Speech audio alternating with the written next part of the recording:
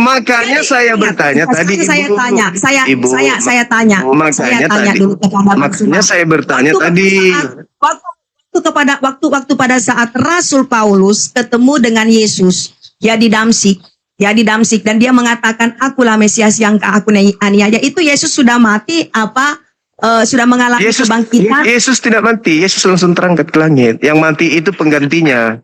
Tadi kan sudah dibahas tadi. Yesus terangkat ke langit pada hari yang ke Yohanes 13 dia mengatakan sebelum hari Sabat Yesus sudah tahu kalau dia harus berpindah dari bumi ke Bapa sebelum hari Paskah. Ya betul, itu betul. Iya, makanya kenapa Anda menunggu nanti setelah Paskah? Betul. Mana yang betul? Hari Paskah itu. Setelah Paskah. Setelah Paskah atau sebelum Paskah? Yesus terangkat ke langit. Ya. Ayo. Yesus terangkat ke langit setelah kebangkitan pada hari yang ke-40. Sekarang baca Yohanes 13 nomor 1. Berani baca? Ya, berani baca Yohanes 13 ayat 1 apa? Silakan Anda baca. Iya, hancur sudah. Yohanes 13 ayat nomor 1. Ya, silakan. Ya, sementara itu di sini judul perikopnya adalah Yesus membasuh kaki muridnya. Silakan. Yesus membasuh kaki murid-muridnya. Ya, silakan Anda baca. Pertama, sementara itu sebelum hari raya Paskah, Yesus telah tahu bahwa saatnya sudah tiba untuk beralih dari dunia ini kepada Bapa. Nah, Yesus sudah tahu bahwa dia akan mengalami sebelum hari Paskah. Sebelum hari Paskah. Yesus telah tahu bahwa saatnya sudah tiba. Saatnya sudah tiba. Kalau dia harus berangkat ke Bapa, betul? Iya, betul. Menunggu 40 hari atau tidak, atau saatnya sekarang? Ini sebelum penyaliban Yesus. Iya, berarti sebelum penyaliban Yesus ada namanya perayaan Paskah. Iya, ngerti saya. Ya. Di situ narasinya sebelum Paskah saatnya Yesus terangkat ke Bapa. Itu ini sudah menjelang untuk penyaliban Yesus. Makanya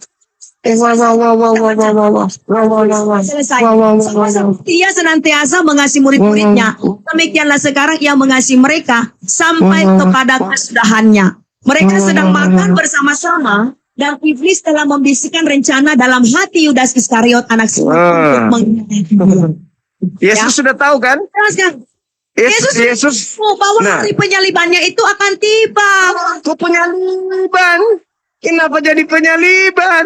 Ini terjadi jelas dalilnya. Sementara itu sebelum hari Paskah, Yesus sudah tahu bahwa sudah tiba saatnya untuk beralih dari dunia ke Bapa, bukan dari dunia ke dunia orang mati. Sekarang bagaimana Yesus beralih dari dunia kepada Bapa? Oke, baca Lukas 22 yang tadi. Nomor 4344. Yesus berkata kepada Bapa, berdoa dia, Bapa, sekiranya mungkin biarkanlah cawan ini berlalu daripadaku, tapi bukan atas kehendakku, tapi atas kehendak-Mu.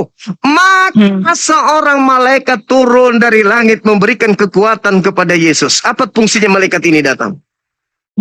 Baca Matius atau Lukas 4, nomor 6, nomor 7.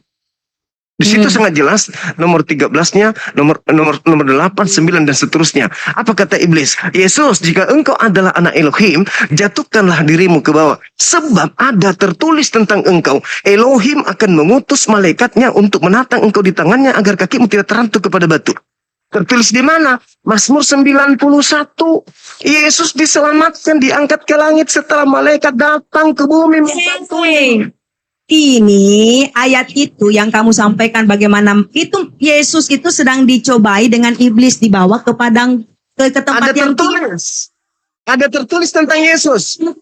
Ya mana Lukas berapa tadi yang kamu bilang akan menatang?